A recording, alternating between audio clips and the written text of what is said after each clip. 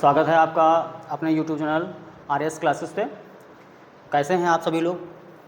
आशा करते हैं आप सभी लोग काफ़ी अच्छे होंगे। और ये जो है RS क्लासेस आपका नया YouTube चैनल है, ठीक है। और RS क्लासेस और राही क्लासेस दोनों एक ही चैनल हैं। तो आप लोग भैया जितना ज़्यादा हो सके भैया आप लोग जो है इस चैनल को शेयर करें, ठीक है। सब्सक्राइब कर लें, लाइक कर लें और कमेंट कर दीजिएगा, क्योंकि आपका सपोर्ट ही हमारा जो है हमारी ताकत है। आपका सपोर्ट मिलेगा तो हम जो है आपके लिए एक से एक बेहतरीन जो है कॉन्सेप्ट इंग्लिश ग्रामर के लेकर आएंगे। ये आपका जो है नया यूट्यूब चैनल है, तो आप सभी लोग भैया जितना हो सके इसको जो है शेयर करें, ठीक है। आज हम जो है ग्रामर के छोटे छोटे जो है कॉन्सेप्ट को क्लियर करेंगे आज से, कि वो चाहे आपका 10th क्लास हो, चाहे वो आपका 12th क्लास हो या फर्स्ट ईयर 9th, कोई भी लेवल हो आपका लगा के 6 से 12 तक। तो छोटे छोटे कॉन्सेप्ट हैं बेसिकली जो हम लोग नॉर्मली यूज़ करते हैं, और जो लोग नहीं जानते इनके बारे में तो ग्रामेटिकली उनसे फॉल्ट होती रहती है उनकी लैंग्वेज में। तो ये आपके स्पोकन में आपकी मदद करने वाली है, आपके जो है बेसिक नॉलेज में आपको बहुत हेल्पफुल होने वाली है ये वीडियो। तो भैया आप लोग जो है इस वीडियो को अंत तक देखें।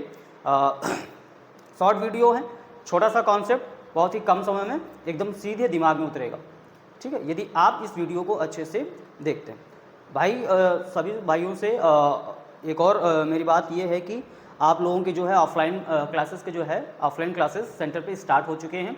तो जितने हमारे राइयंस हैं और बाकी जो हमारे नए बच्चे जो जुड़ना चाहते हैं वो जो है जल्दी से जल्दी जो है आकर के अपना एडमिशन लें, ठीक है, और अपनी जो है क्लासेस को प्रॉपरली चलाएं। क्लासेस आपकी जो है चाहे वो कंपटीशन लेवल की हों, चाहे वो यूपी बोर्ड की हों, 9th 10th 11th and 12th, सारी क्लासेस जो है व्यक्तिगत रूप से आपकी शुरू हो चुकी हैं। तो सभी लोग इस बात का ज़रूर ध्यान दें। इस समय जो आपकी स्टडी होगी बेसिकली होगी, अर्थात बेसिक पे डिपेंड करेगी। जब आपका बेसिक स्ट्रांग होगा तो आपको जो है आगे अपनी और जो है आगे क्लास में पढ़ने में बड़ा मज़ा आएगा।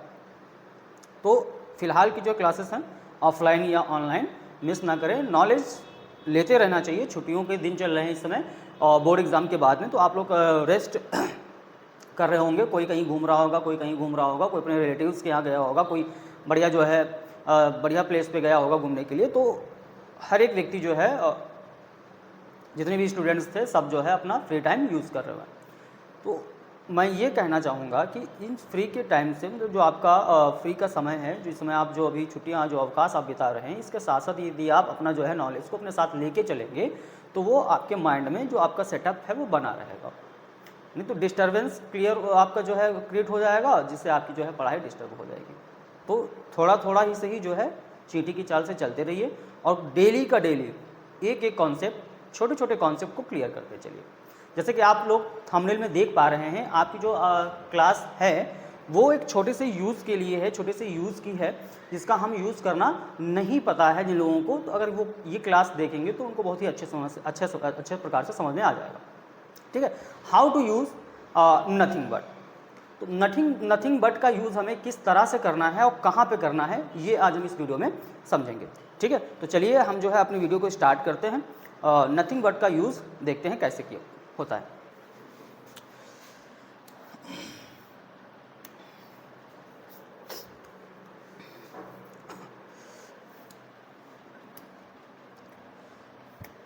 सबसे पहले देखेंगे भैया हाउ टू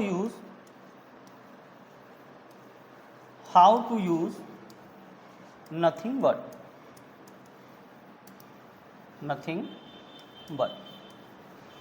ठीक। नथिंग बट का यूज़ हम करना सीखेंगे, ठीक है भैया।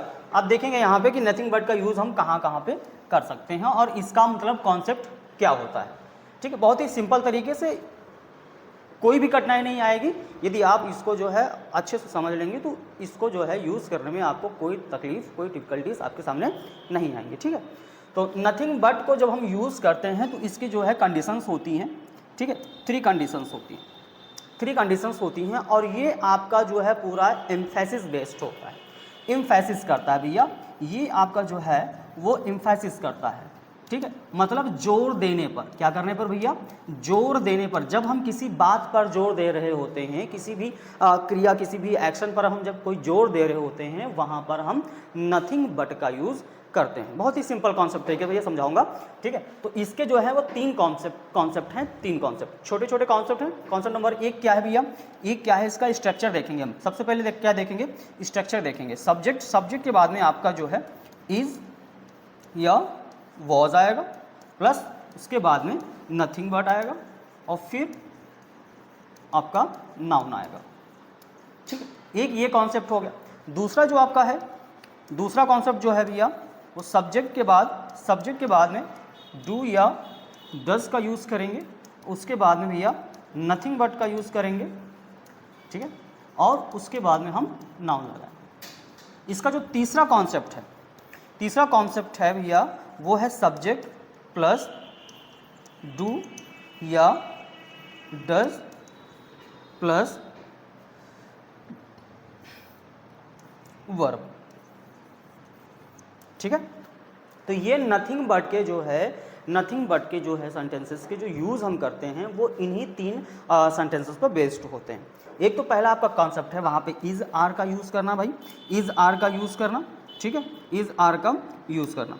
और दूसरा आपका है डूडस लगाना, और तीसरा है आपका यहाँ पे डूडस लगाना। यहाँ पे डूडस जो आपका लगेगा, यहाँ पे नथिंग बट नहीं होगा, और यहाँ पे आपका नथिंग बट का यूज़ किया जाएगा। ये तीन कॉन्सेप्ट हैं, बहुत ही सिंपल तरीका। यदि आपको जो है इतना समझ में आ गया हो तो हम आगे बढ़ेंगे, ठीक है। अपना स्क्रीनशॉट ले लें भैया, स्क्रीनशॉट ले लें। इसके स्ट्रक्चर्स के बहुत ही यूजफुल स्ट्रक्चर हैं, हम स्ट्रक्चर को देखेंगे तो हमारी जो है आगे और जो है समझ में अच्छे से आ जाएगा, ठीक। हम आगे चलते हैं भैया।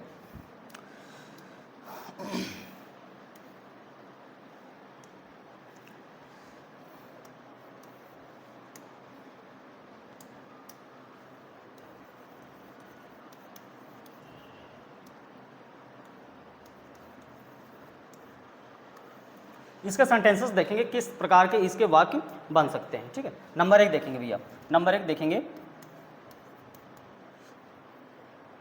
वहां पानी ही पानी है, वहां पानी ही पानी है। अब देखेंगे यहाँ पे किस बात पे जोर दिया जा रहा है, यहाँ पे पानी पर, ठीक है।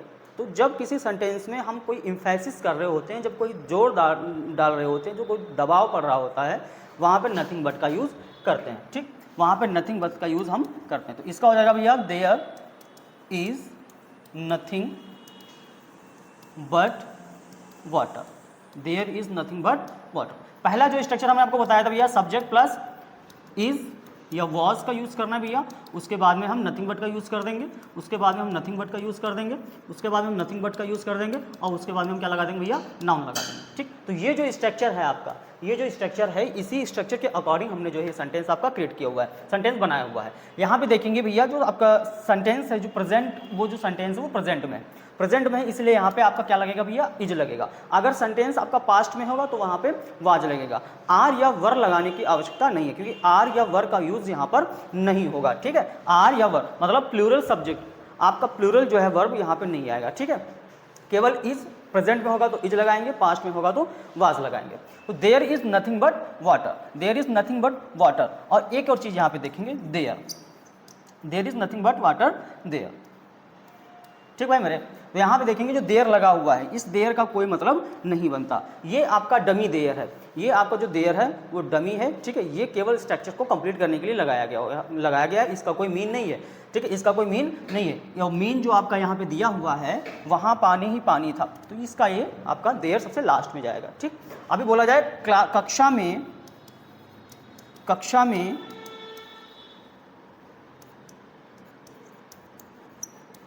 विद्यार्थी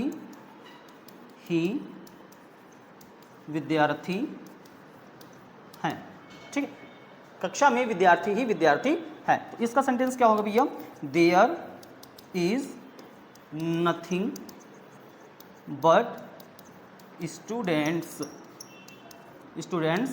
इन द क्लास, ठीक। तो there is nothing but students in the class. तो यहाँ पे देखेंगे भैया, तो देयर का प्रयोग हुआ है वो डमी के तौर पे हुआ है, और नथिंग बट का मतलब है, ठीक है, सिवाय या हम कहेंगे भैया ये जो बट का प्रयोग किया गया है वो किसके लिए किया गया है, सिवाय के लिए। ठीक, सिवाय के लिए कि विद्यार्थियों के अतिरिक्त तो वहाँ पे कोई था ही नहीं, मतलब विद्यार्थियों के अलावा वहाँ पे कोई है ही नहीं, जो भी है सब विद्यार्थी हैं। तो यहाँ पे स्टूडेंट्स पर जो क्या पड़ रहा है भैया, आपका जोर पड़ रहा है, उस पर एम्फेसिस हो रहा है। अब ये जो पहला आपका स्ट्रक्चर था, पहला कॉन्सेप्ट था, वो हमारी समझ से क्लियर हो गया है और आपको अच्छे से समझ में आ गया होगा। दूसरा इसका जो कॉन्सेप्ट है सब्जेक्ट प्लस डू या डज का यूज़ करना, ठीक है, उसका देखेंगे हम। वह पढ़ता ही रहता है, वह पढ़ता ही रहता है, वह पढ़ता ही रहता है, वह पढ़ता ही तो रहता है, या वो पढ़ता ही रहता है। इस तरह के जो सेंटेंसेस होते हैं भैया हमारे स्पोकन में बहुत ज़्यादा इंपॉर्टेंट होते हैं, और जब हम बोलते हैं तो इनमें मिस्टेक करते हैं। यदि आप इसका यूज़ सीख लेंगे तो आपसे मिस्टेक नहीं होगी, ठीक है। वह पढ़ता ही रहता है अर्थात पढ़ने के अलावा वो कुछ करता ही नहीं है, पढ़ने के सिवाय वो कुछ नहीं करता। तो यहाँ पे क्या करना है भैया, ही लगाना है, सब्जेक्ट ही लगाना है, इसके साथ में क्या लगाएंगे भैया, हम डज लगाएंगे। He does nothing, he does nothing but, और उसके बाद में लगा देंगे भैया हम रीड। ठीक, he is nothing but read, वो पढ़ता ही रहता है। इसका जो स्ट्रक्चर हमने बताया था भैया, सब्जेक्ट प्लस डू या डज प्लस नथिंग बट और उसके बाद में आपका वर्ब। ठीक है, subject do does plus nothing but plus verb. ठीक है, यहाँ पे यस या यस लगाने की आवश्यकता नहीं है क्योंकि सब्जेक्ट यहाँ पे एक वचन है तो हम यहाँ पे रीड्स लगा दें, वो ऐसा नहीं होगा भैया, डज लगा हुआ है। ठीक, तो यहाँ पे क्या करेंगे, हम वर्ब की फर्स्ट फॉर्म का ही यूज करेंगे। तो he does nothing but read, he does nothing but read. दूसरा सेंटेंस देखेंगे भैया, वह रोता ही रहता है, वह रोता ही रहता है, वह रोता ही रहता है। अब इसका देखना सेंटेंस भैया, he does nothing but weep. ठीक,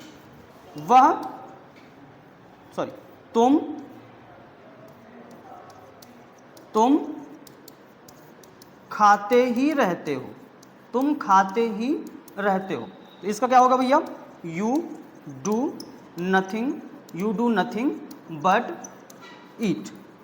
ठीक, तो ये जो सेंटेंसेस हैं आपके भैया वो सब्जेक्ट प्लस डू या does plus nothing but plus verb किससे बनेंगे। ठीक है, ये आपके जो सेंटेंसेस हमने बताया, ये जो सेंटेंसेस आपको हमने बताया भैया, वो जो है subject plus do does plus nothing but plus V1 से बनेंगे। ऐसे सेंटेंसेस हम अक्सर अपनी जो है लैंग्वेज में यूज़ करते हैं, स्पोकन इंग्लिश में हम अक्सर इन शब्दों का, इन वाक्यों का प्रयोग करते हैं, लेकिन ना पता हो पाने के कारण इसमें मिस्टेक होती हैं। यदि आप इसको अच्छे से सीख लेंगे तो शायद आपसे जो है गलतियाँ होने की उम्मीद नहीं है। दो कॉन्सेप्ट हो गए हैं क्लियर भैया, दो कॉन्सेप्ट हो गए हैं क्लियर आपका। एक तो आपका इज और वाज वाला था, दूसरा आपका हो गया भैया डू या डज के साथ में नथिंग बट का प्रयोग करना।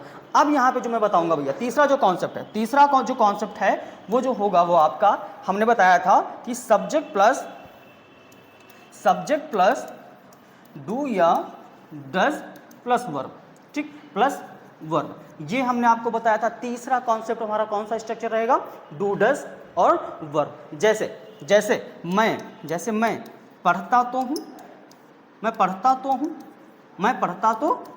अब क्या है, पढ़ने पर जोर दिया जा रहा है, पढ़ने पर एम्फेसिस किया जा रहा है, वर्ब पर जो है यहाँ पे जोर पड़ रहा है, दबाव पड़ रहा है। तो यहाँ पे क्या होगा, मैं पढ़ता तो हूँ, तो आई डू रीड। ठीक है, आई डू रीड या फिर आई डू स्टडी। ठीक, तुम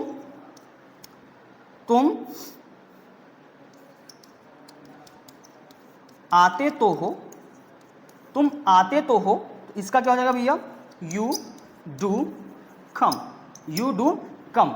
ये मत सोचना कि यहाँ पे सब्जेक्ट हमारा है, प्लूरल सब्जेक्ट है और यहाँ पे डू लग रहा है भैया, कि डू तो हमारा इंट्रोगेटिव और निगेटिव में लगता है, प्रेजेंट इंडेफिनिट की हेल्पिंग वर्ब है। ये आपका जो डू है, डज है, ये प्रेजेंट इंडेफिनिट के निगेटिव और इंट्रोगेटिव में यूज़ किया जाता है, लेकिन सेंटेंस यहाँ पे तो अफर्मेटिव आपके बन रहे हैं। तो ये मत समझना कि भैया यहाँ पे अफर्मेटिव में डू डज लग रहा है तो ये गलत है।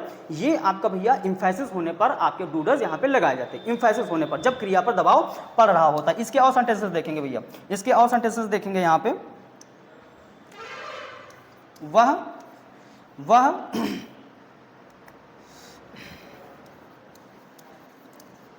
खेलता तो है, वह खेलता तो है, वह खेलता तो है। अब यहाँ पे देखना, यहाँ पे देखना, he does play, he does play, वह खेलता तो है, वह खेलता तो है। जब भी हमारी वर्ब पर दबाव पड़ेगा, एम्फेसिस पड़ेगा भैया, तो यहाँ पे क्या करेंगे हम, डू या डज का यूज करेंगे सब्जेक्ट के अकॉर्डिंग। सब्जेक्ट आपका सिंगुलर होगा तो डज लगेगा, सब्जेक्ट आपका प्लूरल होगा तो डू लगेगा। तो वह खेलता तो है, he does play, he does play. एक बार और हम आपको 3 सेंटेंस अलग अलग प्रकार के बता देते हैं।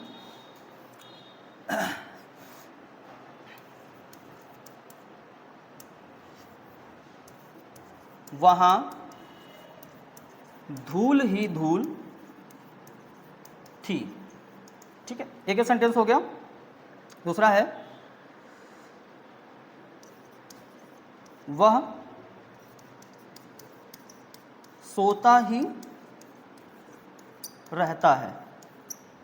और तीसरा सेंटेंस भैया, वह सोता तो है, ठीक है। ये 3 सेंटेंसेस, वहां धूल ही धूल थी, वह सोता ही रहता है, और वह सोता तो है। अब वहां धूल ही धूल थी तो क्या बनाएंगे भैया, वहां धूल ही धूल थी तो क्या करेंगे भैया, there was nothing but dust there, ठीक है। There was nothing but dust there, वहां धूल ही धूल थी, वह सोता ही रहता है, तो he does nothing but sleep, वह सोता ही रहता है। अब वह सोता तो है तो ही डज स्लीप, 3 तरह के हमने आपको कॉन्सेप्ट बताए। इसमें नथिंग बट के यूज के लिए हमने आपको 3 तरह के कॉन्सेप्ट बताए। Concept number 1, concept number 2 and concept number 3। ये तीनों सेंटेंसेस को बहुत ही अच्छे से, बहुत ही बारीकी से इसके भी प्रैक्टिस कर लेना। वहां धूल ही धूल थी, there was nothing but dust there, ठीक है। वहां धूल ही धूल थी तो क्या करेंगे, there was nothing but dust there. और जब पूछा जाए भैया वह सोता ही रहता है, तो हो जाएगा भैया he does nothing but sleep. यहां पे जो है डज के बाद में भैया आपको नथिंग बट लगाना पड़ेगा, जब अर्थ होगा भैया सोता ही रहता है।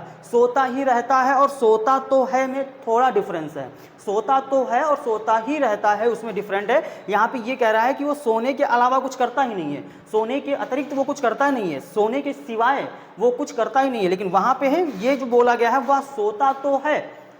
आज आपसे पूछा गया भैया कि सोते हो कि नहीं सोते हो, हाँ सोता तो हूं, तो क्या है कि केवल सोने की बात नहीं करी जा रही है, यहाँ पे सिर्फ सोने की बात करी जा रही है, केवल सोता ही रहता है ये बात नहीं कही जा रही है। ये तो सिर्फ इसी सेंटेंस में हो रहा है कि वह सोने के सिवाय कुछ करता ही नहीं है, एक ही काम हो रहा है वो भी सोने का। लेकिन इस सेंटेंस में क्या है, वह सोता तो है, ये सिर्फ सोने पर आपका जो है क्रिया पर इंफेसिस कर रहा है। हमेशा सोता है कि कभी कभी सोता है, ऐसा कुछ भी नहीं है, ठीक है। तो ये तीनों कॉन्सेप्ट आपके सामने अगर आपको समझ में आ गए होंगे तो भैया एक बार वीडियो को लाइक जरूर कर दें।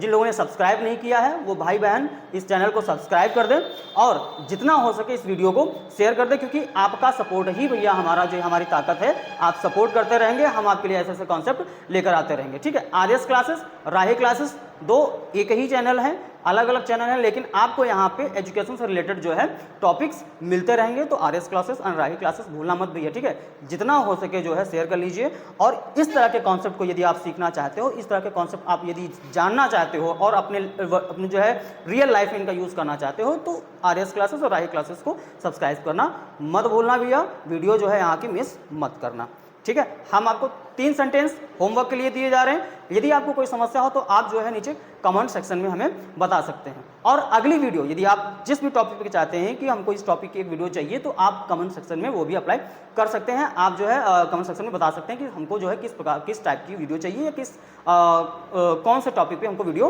पढ़ना है, ठीक है। यदि आप बता देंगे तो हमारे लिए और अच्छा होगा, हम वो वीडियो अवश्य लाएंगे आपके लिए, वो टॉपिक्स जरूर लाएंगे, ठीक है। और समझा के जाऊँगा इतना वादा है, भैया। मैं आपको जो है होमवर्क के लिए 3 सेंटेंसेस दे रहा हूं, मैं आपको जो है होमवर्क के लिए 3 सेंटेंस दे रहा हूं भैया, देखना।